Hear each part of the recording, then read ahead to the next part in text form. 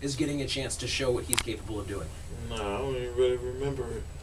It's just a blur right now. I mean, to me, it was always just about going out there and just going out there and competing. You know, that's the number one thing about football that I love. I get to go out there and compete at the highest level. You know, there's no other level higher than this in football, and I get to go out there every Sunday and compete. And now you were born in New Orleans, born and raised in New Orleans.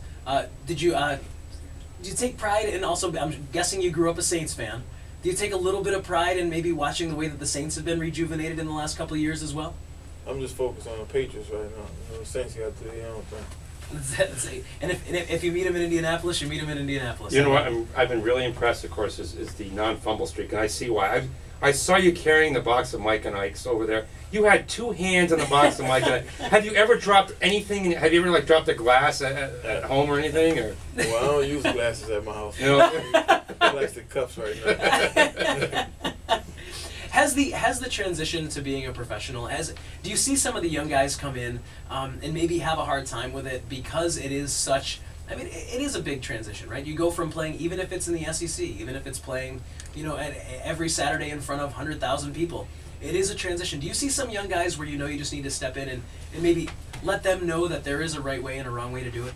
I just think, everyone has their niche, and they'll find it sooner or later, because when you go from high school to college, it's a difference. You go from college to the NFL, so you go with something new that's going to be different for anybody. Just like you go work at another radio station, it's going to be a little bit different for you, but once you get comfortable, everything will be all right, just like normal. Why? What'd you hear? Did you hear we're getting fired or something? No, I don't know any information like that around here. Because we're just here to talk about ESPN Radio 1450. We're not here to talk about any other station. And of course, we're talking with Benjarvus Green-Ellis of the New England Patriots. And I'd actually, looking at some of those Ole Miss teams that you were on, one of the names that pops out to me is Big Mike, Michael Orr, who was on that team in 2008, if I'm not mistaken, your senior year, when The Blind Side was being written.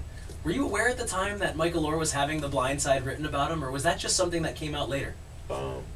Actually, me and Mike got to the school like 2-3 months apart. Really? Yeah, I got there in 2006 or 2005. One of those years I got there. I can't remember the year right now, but we all kind of came in together, and I knew he was doing his thing with the movie and everything. We actually did some traveling and stuff together. Mike is a good guy. Was it? I mean, the story, obviously, everyone's got their backstories, but his just seems even more compelling, right? I mean, and the best thing about what I can see from having read the book and all is that there's really no preachiness to what Mike Orr does, right? I mean, he's out there affecting the world and really kind of bringing his story out there. Do you have any work that you like to do in the community out in the Foxborough area? I like to, whenever there's time, as Patriots, we always like to go out and volunteer our time, that's the thing we focus on this year is volunteerism. So we go out to high schools and stuff like that, and honor people that take time out their schedule to volunteer. And we go into schools whenever we can, doing things like that around the area, helping build playgrounds and things like that. So we just try to do the most that we can with the time that we have, and we all grateful for the privilege that we have. Another one of the college teammates you have. I'm sorry, Buster. I'm gonna keep this rolling. Dexter McCluster, who you guys saw a couple of weeks ago on Monday night. Do you guys? I mean, Dexter McCluster in college, if I'm not mistaken, was a wide receiver. Do you share any? Was there any talk, before during the game about interesting to see you lining up in the backfield? Was there any of that banter at all? No, not really. When I was at Ole Miss, Dexter was there. He was running back and a receiver, more wide receiver when I was there. But after I left, he took over the running back roles, and the rest is history. Well, nobody's listening right now, especially the Colts right now. So, I mean, you can give us a little hint. What's the game plan going to be? How are you guys going to attack the Colts? We're going to do whatever it takes to win. All right. That is a big secret. And so now, I mean, as far as the schedule goes, this is, of course, is an off day, which is amazing when I see what you do on your off day. Your off day, you work just as hard as anyone else. You're out here today at ESPN Radio, 1450 The Hall, recording some spots for Batera Chrysler Jeep Dodge on Riverdale Street. What's that been like for you to... This, if I'm not mistaken, might be one of your first endorsements.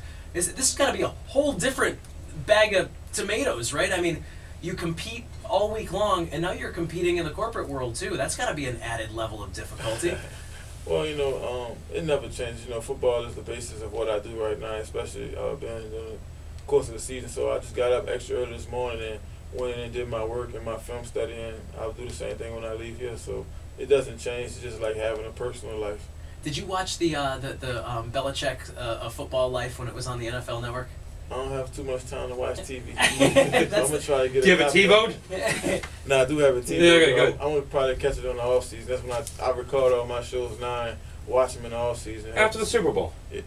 Whenever the season ends.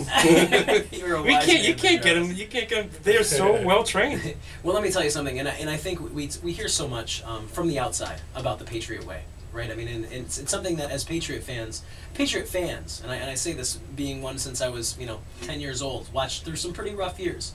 We take pride in the Patriot way. So I have to just say that it is wonderful to know that we in Foxborough, as fans of the team in Foxborough, do have a way that where it is, it's not like the NFL in the 21st century where smack talk comes first and performance comes second.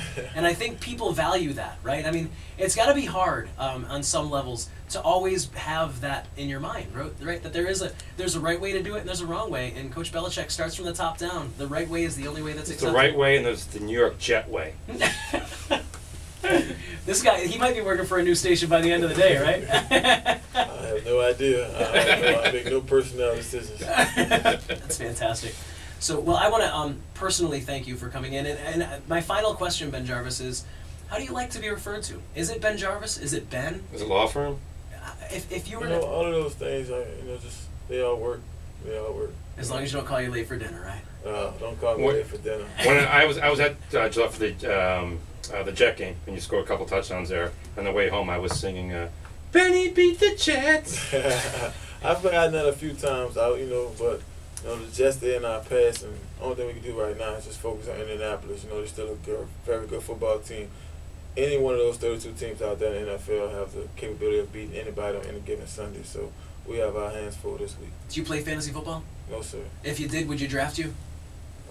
I don't play, so I can't. I don't know the rules. I can't talk about it because I don't know the rules. That's well said, my friend. Well, he wouldn't fumble. We know that. Benjarvus Green-Ellis, it has been an absolute pleasure to have you in studio. I know it's been a long day. I want to welcome you back at any time if you want to call in, obviously. And whenever the season ends, you're always a friend here on the Average Joe Show. Thanks so much. Thank you, guys. Benjarvus Green-Ellis of the New England Patriots. Thank you, Ben. It's been a pleasure to have you in. On the other side, we are going to go back to Western Mass High School football, which of course isn't nearly as fun as what we just did. Benjarvus Green-Ellis, thanks a lot. ESPN Radio 1450. The Hall.